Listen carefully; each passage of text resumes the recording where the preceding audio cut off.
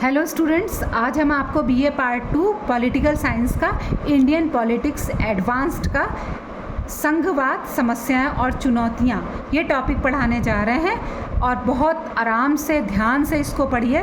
हर साल इससे अच्छे खासे क्वेश्चंस आते हैं और दूसरा पेपर भारतीय राजनीति का ये महत्वपूर्ण अध्याय है और इसमें हम आपको बताएंगे संघवाद की समस्याएं और चुनौतियां। इस अध्याय से विश्वविद्यालय की परीक्षा में अक्सर लंबे प्रश्न भी पूछे जाते हैं, तो आप इसको शुरू से आखिर तक देखते रहिए।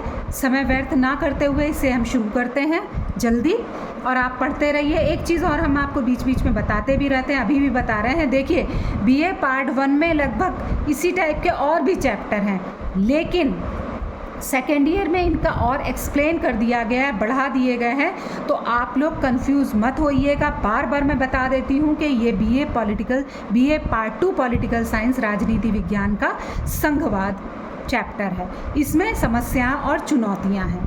तो अब आप इसको सुनिए, ध्यान से समझिए कि संघवाद यानी फेडरलिज्म भी इसको बोलते हैं। फेडरलिज्म यानी संघवाद होता क्या है, सबसे पहले ये समझ लीजिए। देखिए, संघवाद ऐसी शासन व्यवस्था है जिसमें केंद्र सरकार और राज्य सरकारों के बीच संविधान द्वारा शक्तियों का विभाजन किया जाता है।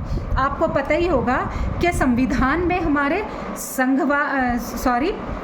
यानी जो है आपका राज्य की और केंद्र की शक्तियों का बंटवारा कर दिया गया है। कुछ शक्तियां बची हुई हैं, संवृत्ति में विषय में आ गई हैं, तो उन पे कानून बनाने का अधिकार केंद्र का भी है, राज्य का भी है। लेकिन अगर कोई मसला आता है तो उसमें जो है वो केंद्र सरकार ही कानून बनाती है। अब क्या है कि कभी कभी इनकी शक्तियों को ले करके काफ़ी बहस छिड़ जाती है, या फिर ये हो जाता है कि किसके पास ज़्यादा शक्तियां हैं, तो ये भी एक चुनौती वाला विषय है। अब दोनों सरकारें अपने अपने क्षेत्र में कार्य करें तो ये शायद मसला कम हो, लेकिन फिर भी कभी कभी कुछ मसले आ जाते हैं। तो इसमें क्या है कि भारत के संविधान के अनुच्छेद 1 में राज्यों को क्या कहा गया है, राज्यों का एक संघ कहा गया है भारत को। यानी कि भारत को अनुच्छेद 1 के अनुसार राज्यों का संघ कहा गया है। भारतीय संघवाद की विशेषताएं क्या है, अब ये देख लीजिए। सबसे पहले लिखित संविधान है भारत का। संविधान सर्वोच्च है। केंद्र और राज्यों के बीच शक्तियों का विभाजन किया गया है। स्वतंत्र न्यायपालिका है। संविधान संशोधन की विशेष प्रक्रिया है। ये नहीं जब मर्जी चाही संविधान बदल दिया गया, जब मर्जी चाही इसमें कुछ जोड़ दिया गया, नहीं, इसमें एक जटिल और विशेष प्रक्रिया है। द्विस्तरीय शासन व्यवस्था को अपनाया गया है। एकल नागरिकता है इसमें, यानी कि आप राज्य के सदस्य हो या केंद्र के सदस्य हो, नागरिकता एक ही मिलेगी आपको, वो है भारतीय नागरिकता। मजबूत इसका केंद्र बनाया गया है। अब देखते हैं आगे कि भारत को अर्धसंघीय क्यों कहा गया है, यानी कि क्विंसी जो फेडरल मामला है इसको क्यों कहा जाता है कि ये अर्धसंघीय है। कभी कभी ये क्वेश्चन भी आपका आ जाता है कि भारत अर्धसंघीय राज्य है, कैसे, बताइए। तो देख लीजिए, भारत पूरी तरह अमेरिका जैसा संघीय नहीं है, यानी कि अमेरिका जिस तरह का है उस तरह का भारत नहीं है तो ये संघीय शासन व्यवस्था यहाँ पर, लेकिन अमेरिका जैसी नहीं है।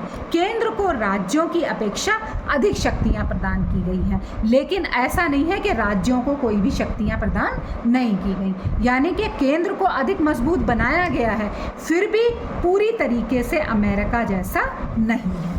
आगे देखिए कि भारतीय संघवाद को अर्धसंघीय इसलिए भी कहा जाता है क्योंकि ये जो है अमेरिका जैसा नहीं है। इसमें राज्य को शक्तियां दी गई हैं, लेकिन राज्य को शक्तियां दी गई हैं पर केंद्र को इतना अधिक मजबूत नहीं बनाया गया है जैसे कि अमेरिका में है। इसलिए इसको क्या कहा जाता है, अर्धसंघीय शासन व्यवस्था।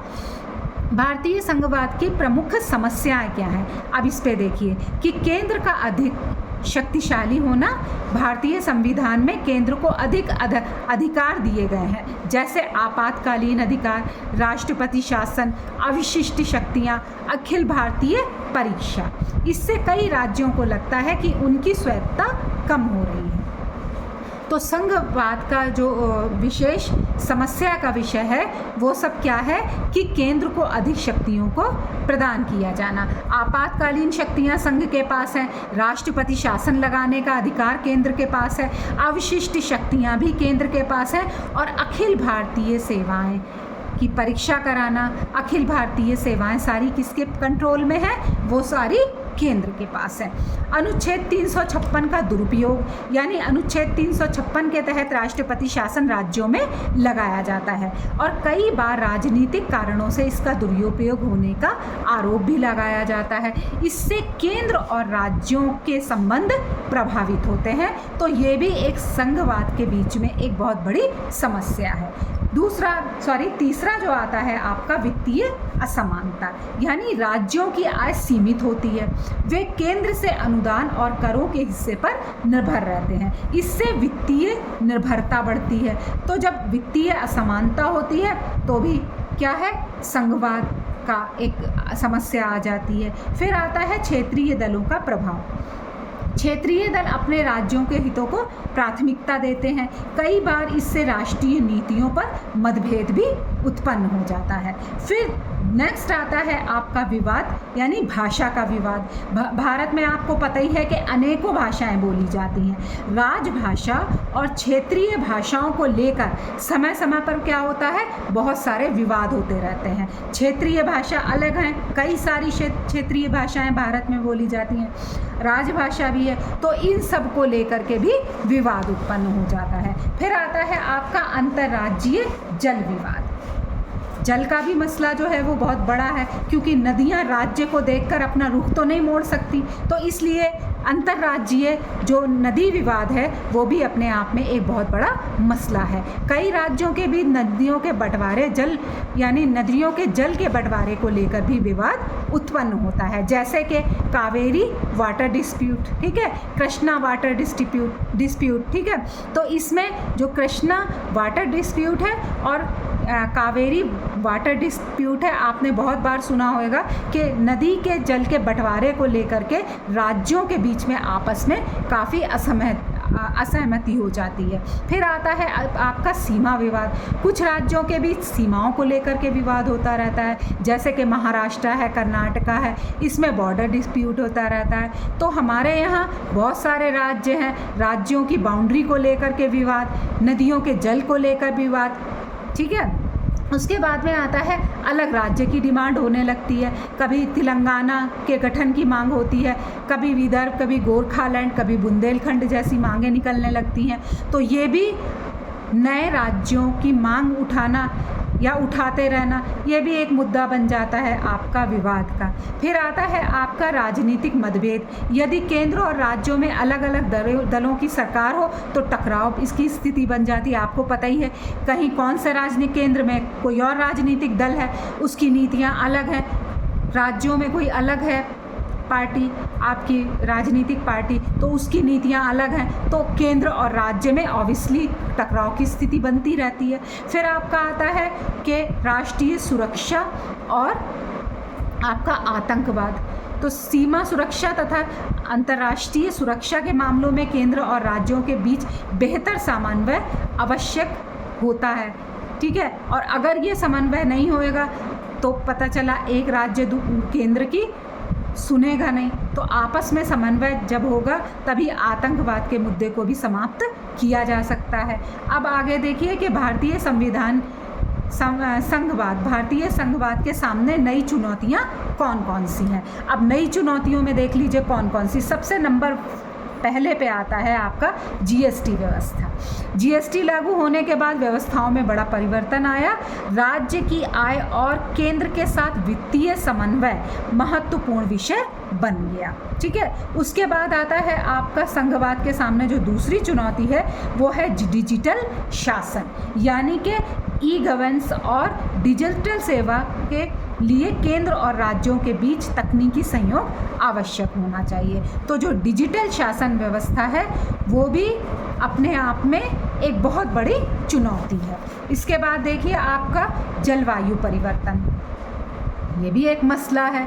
जलवायु परिवर्तन जो है ये भी अपने आप में एक मुख्य कारण है। एक मुख्य चुनौती कह सकते हैं या कारण कह सकते हैं कि बाढ़, सूखा, प्रदूषण, पर्यावरण संरक्षण जैसी चुनौतियों के लिए संयुक्त प्रयास ज़रूरी है। तो एक हमारी ये चुनौती है और इसके लिए भी प्रयास करना अति आवश्यक है कि बाढ़ आए, सूखा, प्रदूषण, पर्यावरण संरक्षण जो है ये भी केंद्र और राज्यों के लिए एक मुख्य चुनौती का विषय है। फिर आता है महामारी प्रबंधन। अभी कोरोना आया था तो आपने देखा होगा कि बहुत सारी महामारियां आती हैं, ऐसे में भी केंद्र और राज्यों के बीच समन्वय होना महत्वपूर्ण है। अगर नहीं होगा तो इसमें सबसे ज़्यादा लॉस जो होगा वो जनता का होगा। अब समस्याओं का समाधान देख लीजिए कि कैसे किया जाए या क्या क्या इसके ऊपर राय कभी कभी जो बनी है देख लीजिए। सबसे पहले आता है सहकारी संघवाद यानी कोऑपरेटिव फेडरलिज्म को मजबूत बनाना, ठीक है। दूसरे नंबर पे आता है प्रतिस्पर्धी संघवाद, कॉम्पिटिटिव फेडरलिज्म को बढ़ावा देना।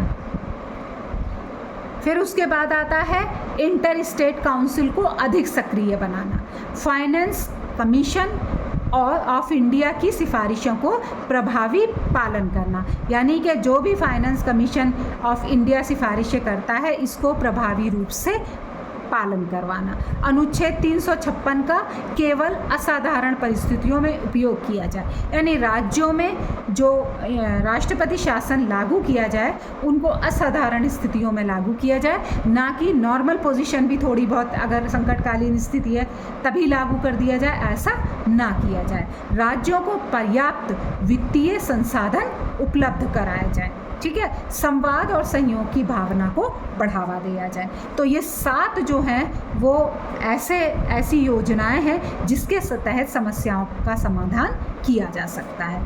तो आपको समझ में आ गया होगा कि चुनौतियां क्या हैं, संघ और राज्य के बीच में झगड़े किस तरह के हैं और इन समस्याओं का समाधान कैसे किया जाए, ये भी हमने आपको 7 योजनाओं के तहत बताया है। उम्मीद करते हैं कि आपको सब कुछ समझ में आ गया होगा। तो आज हमने जाना भारतीय संघवाद विविधता में एकता का उत्कृष्ट उदाहरण है। अनेक समस्याओं और चुनौतियों के बावजूद केंद्र और राज्यों के बीच सहयोग, संवाद और संवैधानिक व्यवस्था भारत के लोकतंत्र को मजबूत बनाती है। भविष्य में सहकारी संघवाद, प्रतिस्पर्धी संघवाद को सशक्त बनाकर भारत की संघीय व्यवस्था को अत्यधिक प्रभावी बनाया जा सकता है। अब आपने ये पूरा चैप्टर तो पढ़ लिया, बहुत हमने आपको इसमें एक्सप्लेन नहीं किया, जो इम्पॉर्टेंट चीज़ें थी आप बोर ना हो, परेशान ना हो और बहुत लंबा ये वीडियो ना हो, इसलिए हमने आपको इसमें शॉर्ट में और सारी चीज़ों को एक्सप्लेन करके आपको बता दिया कि चुनौतियाँ क्या हैं, संघवाद क्या है, कैसे इस समस्या को से निपटा जाए। अब लास्ट में हम आपको कुछ क्वेश्चंस दे रहे हैं, इनका जवाब हमें कमेंट बॉक्स में ज़रूर दीजिए। देखिए एक एक नंबर के ये क्वेश्चन आपके आते हैं कि भारत को क्या कहा जाता है। ए राज्यों का महासंघ, बी राज्यों का संघ, सी गणराज्यों का संघ या फिर डी प्रांतों का संघ। आप हमें जवाब दे सकते हैं, जैसे ए का ए, जाहिर बात है कि एक का ए ही एक नंबर में एक ही ठीक होगा, तो ए बी सी में से जो भी ठीक है उसको आप लिख करके हमें बता सकते हैं। नेक्स्ट क्वेश्चन जो है वो आप देख लीजिए और इनका जवाब हमें ज़रूर दीजिए। नेक्स्ट क्वेश्चन है आपका कि भारतीय संघवाद को क्या कहा जाता है। एक बार फिर से सुन लीजिए, भारतीय संघवाद को क्या कहा जाता है। एकात्मक, अर्धसंघीय, राष्ट्रपति प्रणाली, संसदीय राजतंत्र। इसमें भी B2 में ए है या बी है या सी है, जो भी है आप उसको कमेंट बॉक्स में लिख दीजिए। तीसरे नंबर पे आता है राष्ट्रपति शासन किस अनुच्छेद के अंतर्गत लगाया जाता है। अनुच्छेद 352, अनुच्छेद 356, अनुच्छेद 360 या फिर अनुच्छेद 358। इनमें में से एक उत्तर सही है, उसको आप लिख करके कमेंट में हमें बताइए। फोर्थ आपका है केंद्र और राज्यों के बीच वित्तीय संसाधनों के बंटवारे की सिफारिश कौन करता है। चुनाव आयोग करता है या बी वित्त आयोग करता है या फिर सी यूपीएससी करता है या डी नीति आयोग करता है। इसका भी एक क्वेश्चन, इसका एक आंसर ठीक है, आप लिख सकते हो 4 का ABC जो भी है। ठीक है। फिफ्थ एंड लास्ट है आपका, भारतीय संघवाद को मजबूत बनाने का सबसे महत्वपूर्ण उपाय क्या माना जाता है? ए, राज्यों की शक्तियाँ समाप्त करना, बी, केवल राज्य को शक्तियाँ देना, सी, सहकारी संघवाद को बढ़ावा देना, डी, राज्यों की संख्या कम करना। इसमें से एक आंसर ठीक है, आप लिख सकते हैं 5 का ABC जो भी है। इसी तरीके से आप हमें बताइए ए का, फर्स्ट का ए या बी जो भी है, सेकंड का, थर्ड का, फोर्थ का, फिफ्थ का। इसमें ABC आप लिख दीजिए। इसी तरीके से हमें कमेंट बॉक्स में बताइए। आपको कुछ भी अगर समझ में नहीं आता है तो आप हमें पूछ सकते हैं, हम आपको जवाब ज़रूर देंगे। नेक्स्ट वीडियो आप जो भी चाहते हैं, आपका टॉपिक जो भी कंप्लीट नहीं है या कुछ समझ में नहीं आ रहा है, आप हमें बता सकते हैं। नेक्स्ट वीडियो हम आपकी सिलेबस के अकॉर्डिंग बना देंगे और आप हमें इसके जवाब ज़रूर दीजिए। कमेंट में हमें इस सारे जो भी आपको समझ में नहीं आता वो भी बताएं और कमेंट में हमें ये शॉर्ट क्वेश्चंस के आंसर ज़रूर बताएं। ठीक है, उम्मीद करते हैं आपको सब कुछ समझ में आ गया होगा। आपके एग्ज़ाम हुए इससे पहले अभी से आप तैयारी करना स्टार्ट कर दें। वीडियो को देखें, शेयर करें, चैनल को सब्सक्राइब करें। Thank you.